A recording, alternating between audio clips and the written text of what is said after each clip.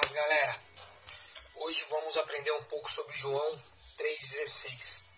Porque Deus tanto amou o mundo que deu o seu Filho unigênito para que tudo que na ele crê não pereça, mas tenha vida eterna.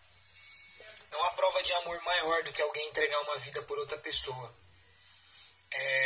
Talvez se colocarmos uma mãe entregaria uma vida pelo seu filho tranquilamente. Acredito que todas. Mas você ou eu entregaríamos a nossa vida por um desconhecido, por uma pessoa que nos magoou, por uma pessoa que nos fez mal, por uma pessoa que possa ter nos prejudicado em alguma área da nossa vida? E foi isso que Jesus fez. Jesus entregou a sua vida por nós. Nós somos esses que o magoam, nós somos esses que muitas vezes o traem. E não há prova de amor maior que nós possamos fazer do que aceitá-lo como Senhor e Salvador da sua vida. Amém? Então nós devemos, eu e você, aceitar Jesus todos os dias.